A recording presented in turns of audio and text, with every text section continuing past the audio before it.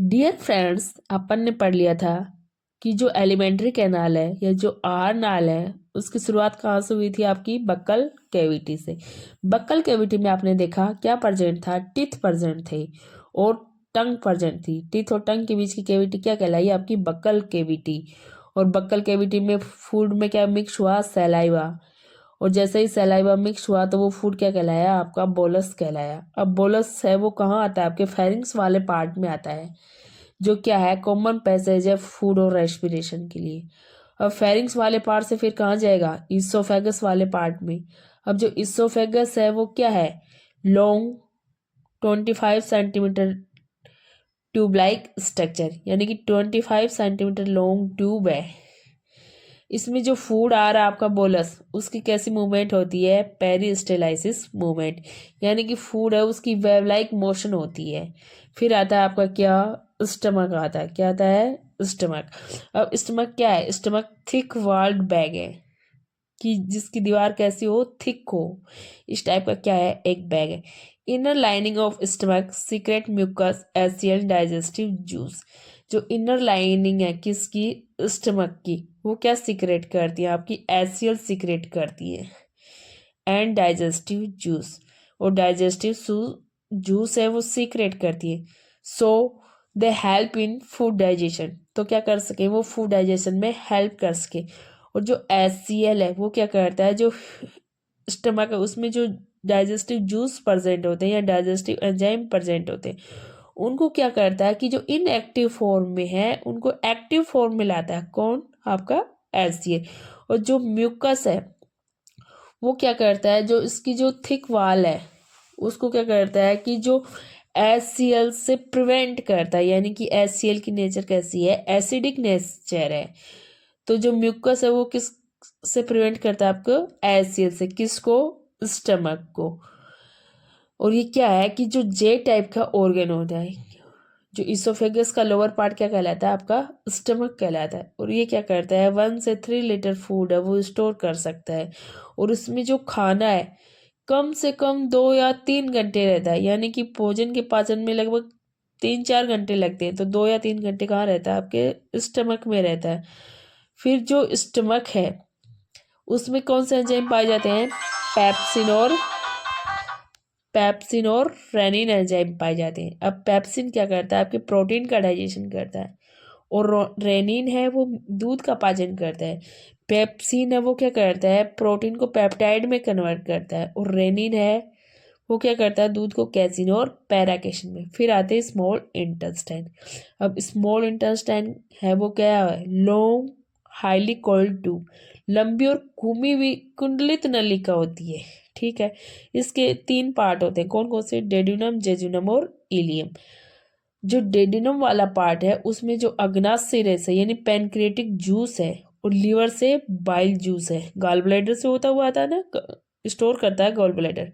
तो वहां से कहाँ आता है? आपके डुडेनम में। और डुडेनम वाले पार्ट में क्या होता है? Chemical digestion. तो जितने भी डाइजेशन की जो प्रोसेस है वो कौन से पार्ट में कंप्लीट होती है? आपके डुडेनम वाले पार्ट में। फिर आता है जेजुनम वाला पार्ट। जेजुनम वाले पार्ट में होती है एंटेरोसाइट सेल्स होती हैं। फिर आता है इलियम। इलियम क्या करता है? जितना भी डाइजेस्टेड फूड है उससे जो भी डाइजेस्टिव जूस बनता है उसको क्या करता है? अब्जॉर्ब करता है। तो डुडेनम वाले पार्ट में तो केमिकल डाइजेशन, जेजुनम वाले पार्ट में क्या? एंटेरोसाइट सेल, और इलियम वाले पार्ट में क्या होता है? डाइजेस्टेड फूड का अब्सॉर्प्शन। और इलियम वाले ही पार्ट में क्या प्रेजेंट होते हैं? विलाई। अब जो ये विलाई है ये क्या करते हैं? जो स्मॉल इंटेस्टाइन है उसका सरफेस एरिया क्या करते हैं? इंक्रीज करते हैं।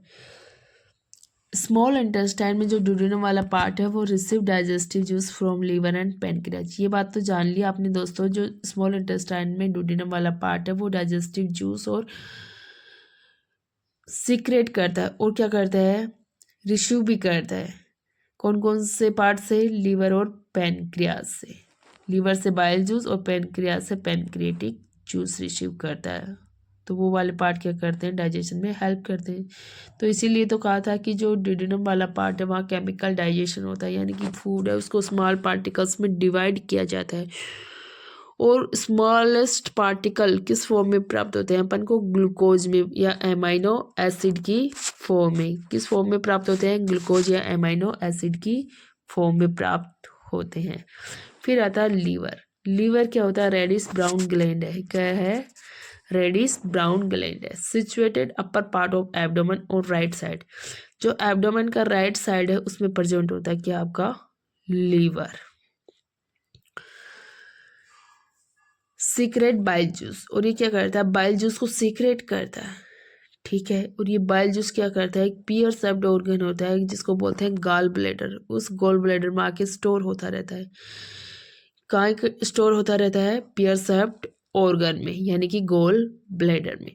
अब इस बाइल जूस का फंक्शन क्या है? इस बाइल जूस का फंक्शन है कि ये फैट का क्या करता है? इमल्सिफिकेशन करता है, यानी कि जो फैट है और जो ऑयल ड्रॉप्स हैं उनका क्या करता है? इमल्सिफिकेशन करता है, यानी स्मॉल पार्टिकल्स में डिवाइड करता है। तो ये हो गया आपका लीवर। और ये है दोस्तों जो लीवर है उसकी इमल्सिफिकेशन की प्रोसेस। इमल्सिफिकेशन में क्या होता है? जो फैट है उस पर बाइल जूस वर्क करता है और उसका क्या करता है? इमल्सिफिकेशन करता है, यानी कि स्मॉल पार्टिकल्स में डिवाइड करता है। तो ये प्रोसेस किसके थ्रू हुई? बाइल जूस के थ्रू हुई। और ये कहाँ जाता है? आपके स्मॉल इंटेस्टाइन में जाता है। ये डाइजेस्टिव जूस है, बाइल जूस है, और पेनक्रियास से क्या जाता है? Pancreatic juice. और वहाँ ये पूरी प्रोसेस है वो कंप्लीट होती है। तो इमल्सिफिकेशन है वो हो गया फैट्स है या जो ऑयल्स हैं उनका।